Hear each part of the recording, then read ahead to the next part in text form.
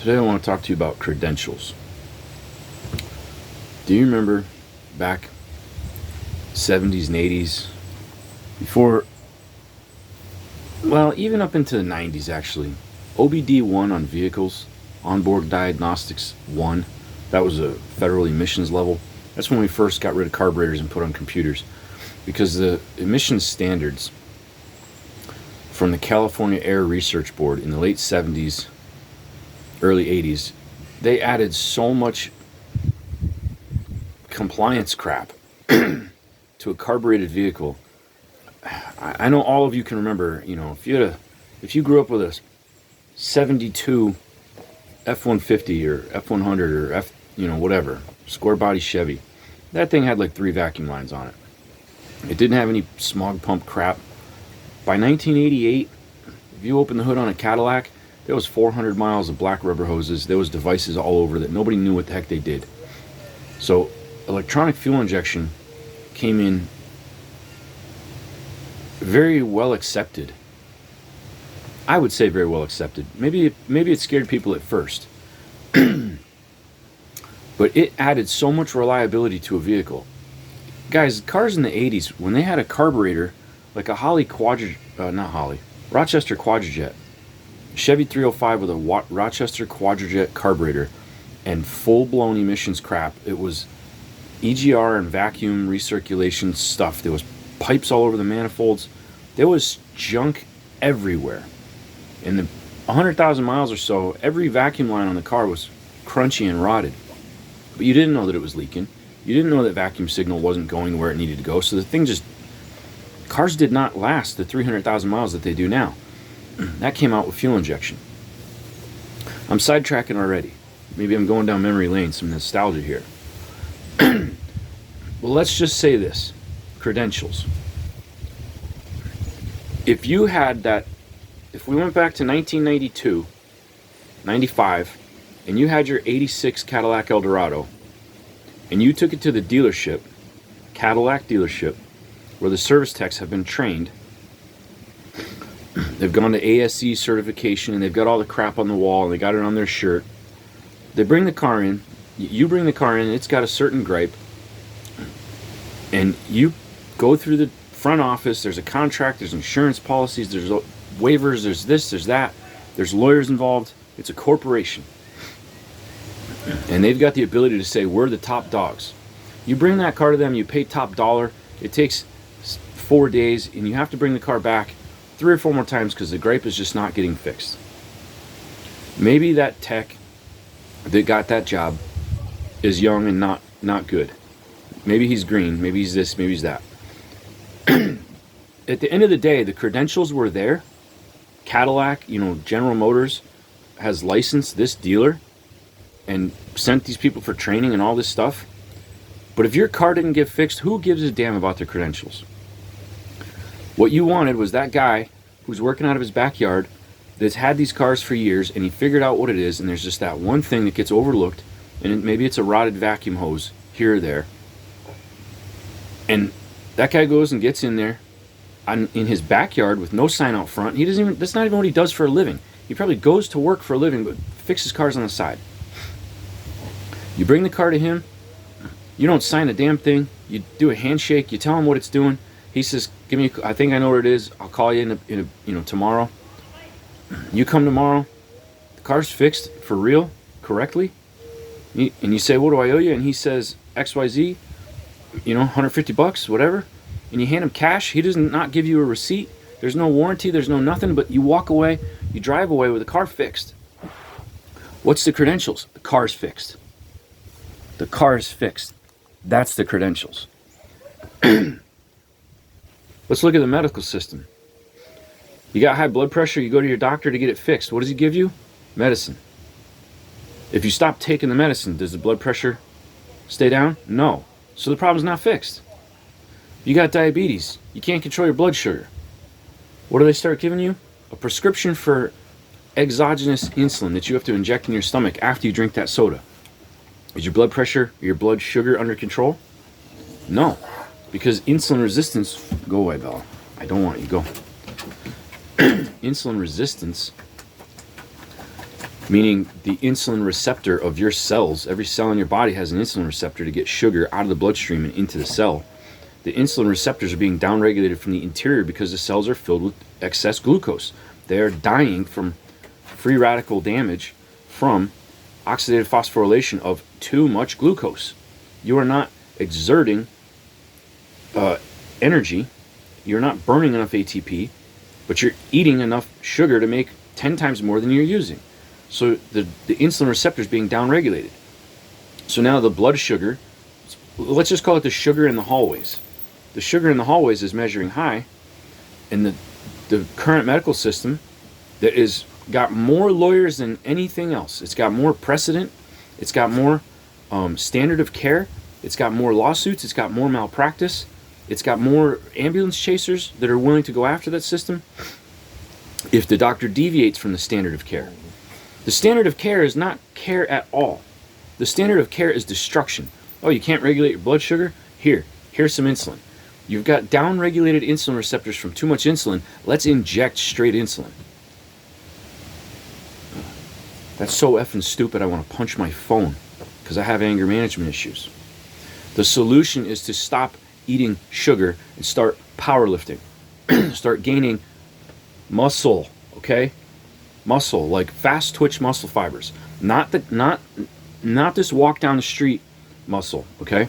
You got slow twitch and fast twitch. Slow twitch is what allows you to scratch your face. Because if you only had fast twitch muscle fiber, you'd punch yourself every time you tried to touch your face. It's maximum effort.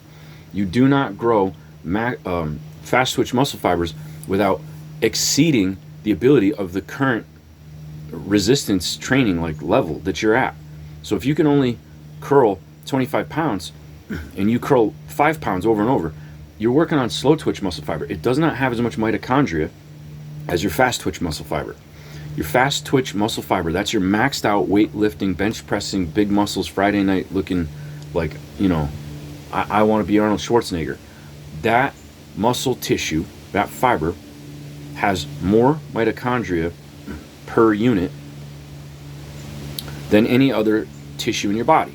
And that mitochondria needs the blood sugar so that it can produce ATP. So you stop eating the sugar, and then you start, my neighbor's geeking out on that meth right now. You stop consuming glucose and simple carbohydrates, and then you start exerting more energy. There does not have to be a calorie deficit. There has to be a sugar deficit. You can eat all of the butter and bacon and steak calories you want. It will not raise your blood sugar. Why? Because fat does not require insulin to enter the cell. Fat does not require insulin to enter the cell. The cell is made of a phospholipid bilayer that must have dietary fat to be maintained. If you do not have dietary fat, saturated fats, like what God says to eat, He says, I'm not going to make it into a Bible thing because that'll run some people off. This one's going to be a health thing. The credentials are in, do you solve the person's problem? I don't care about your shiny BMW. I don't care about all your degrees on the wall. If a person comes to you with diabetes and you send them away with insulin, you're an effing fraud. You're an effing fraud. And you should feel ashamed of yourself because you know, or you ought to know, what you're doing to that person. The person working at the pharmacy does not see healing. They see a slow decline in sickness, and they see a revenue wealth transfer. The wealth transfer is from the person who's being robbed from the standard of care that their doctor is hopefully forced and not just stupid enough with respect to metabolism. I'm not talking about brain surgeons and things like that. I'm not talking about acute trauma care. I'm talking about metabolism. This whole country is fat and sick because of insulin resistance. You can measure insulin resistance directly with Quest Diagnostics test number 36509. You just need a damn doctor that will do it for you.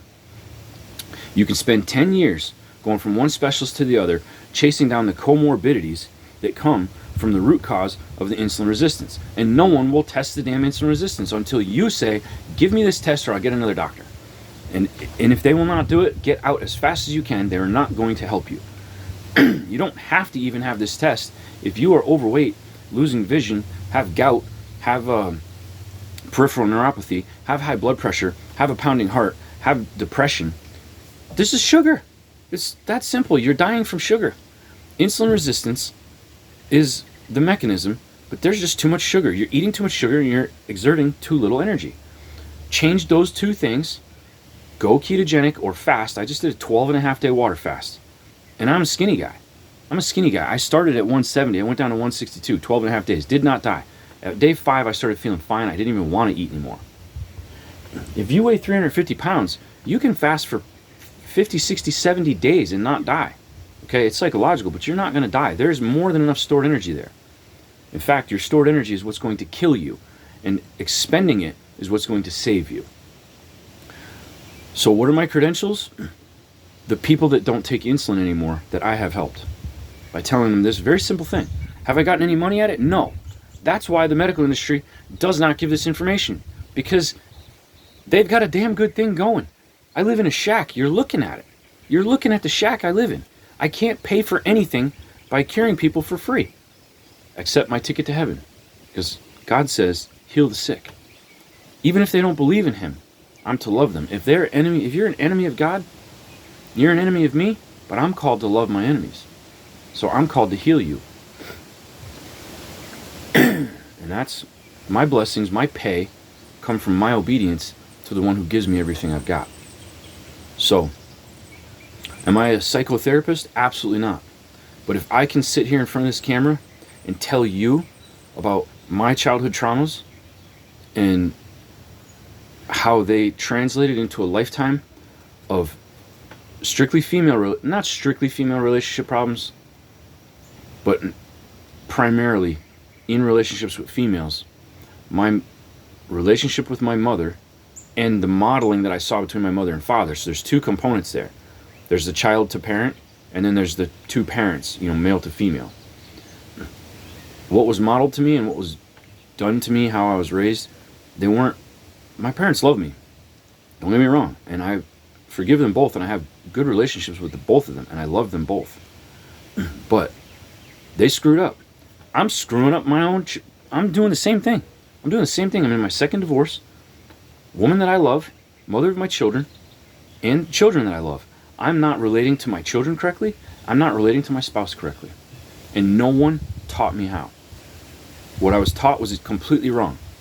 What you guys were taught, what we were taught, the food guide pyramid, it might as well come from Moscow and China so that they never have to fight us, because it makes everybody sick. Okay? It makes everybody sick. The food guide pyramid that came out probably 1987, I think. 88. I could be wrong about that. It was a roadmap for bad health. Today, we all have it. We were taught wrong. Dysfunctional relationships, they're a roadmap for more dysfunction. We were taught wrong. So, am I a therapist? No. But me and my freaking wife went to 2 different therapists quite a bit, and no one said, let's talk about your relational strategies, about your attachment styles. No one said, let's get to the bottom of that. It was just, let's listen to you two fight. You're fighting at home all the time with no referee. Why don't you just pay us to come in and we'll have a referee? And that'll just slow down, how quickly the fight escalates. But it won't solve it. You'll go home and have the same fight. The experts, I have a chunk of peanut in my teeth. You should probably see my tongue moving around. It's driving me crazy. I'm trying to talk and it's floating around in my mouth. If the experts don't send you home with the cure, they're no expert at all. Their credentials should come off of that wall. That's what I think. You see this wall right here? It's board and batten lumber that was put up by some meth head that I bought the place for super cheap. There's no credentials on my wall. The credential is going to be on your wall if you can solve your emotional problem, if you can fix your insulin resistance with information you got from me, if you can work on your marriage and see your partner the way that they need to be seen, the way that you couldn't see them, where the therapist couldn't show you how to see them, but the guy who ruined his life over and over and then really said, what am I doing wrong here? See, when you go to school, to be a psychoanalyst, what are they teaching you? How to see what someone else is doing wrong. It's much more potent to be taught by a person who says, let me tell you what I did wrong, because I know it deeper than any of these textbooks. What it feels like to walk in those shoes. The textbook might identify a pattern. I've lived the pattern. I am the pattern. You understand? So who better could teach it than someone who's walked it and lived it and stepped out of those shoes and burned those shoes, and put a different pair of shoes on, and then resolve these problems? If I can help you resolve those problems and see in yourself what you cannot see but is causing continual heartache and pain, that's the credential. I'm giving you the information that you can solve it. I will never, ever, ever go get a degree in anything. I will never go get an office. I will never claim that I'm some kind of a thing other than a coach. You know why? Because as soon as I claim that thing, I have to have a business license for that thing. I have to have an insurance policy for that thing. I have to have an education that cost me $200,000 in how many years? How many people have I fixed in that time frame? None. Not fixed, but how many people have I assisted and helped in fixing their own problem? None. Because I'm going to spend 4 or 5 years in school. I might not even live that long. I might get killed in an industrial accident because I love industrial accidents. I might not live long enough to even put this thing to use. But even then, I'm gonna have to now comply with a system that's not good at solving problems. The healthcare system is good at advancing diabetes to the point that it gets to heart attack and stroke through not understanding cholesterol, LDL cholesterol. You get HDL, LDL, VLDL, all these different particle sizes. The one that matters is triglyceride. Triglyceride is stored sugar. It's excess sugar that cannot get used, cannot get excreted like excess protein could, or excess fat. Excess fat can be excreted by bile. If you eat too much, if you go drink a bunch of lard, you'll just go crap it out. No big deal. You go drink 14 Mountain Dews, you're gonna vomit at best. But if you drink just enough Mountain Dew or Bud Light to be below the vomit threshold every day, and you don't burn it off, it can't go anywhere except into triglyceride. Your liver packages it as triglyceride, you run out of places to park it, eventually you park it in your arteries. And then you're having triple bypasses, heart attacks, and strokes. Does anybody say sugar is what caused your heart attack? They didn't say it to my grandfather. They told him, lower your cholesterol, take these statins. What do the statins do? They impair the ability for the brain to manufacture cholesterol. It's a synthesis. The brain runs on cholesterol, but it cannot pass the blood-brain barrier. So it's synthesized in like a 25-step sequence. Statin drugs for lowering cholesterol interrupt that sequence. This is why people who go from, oh, you're at risk for a heart attack, take these statins that we've absolutely proven a lifetime of will only extend your life about 3 to 4 days. Take these statins, they'll just about guarantee that we can send you dementia meds before too long. That's the standard of care. And if you deviate from that standard of care, that system that owns all those nice houses on the lake, they will come against you. They will attack you. They will pull your credentials. So you can spend 5-10 years with your altruistic desire to help people, and then the system that is actually desires to defraud people through misinformation, when you start going against it, that system will attack you. Simple.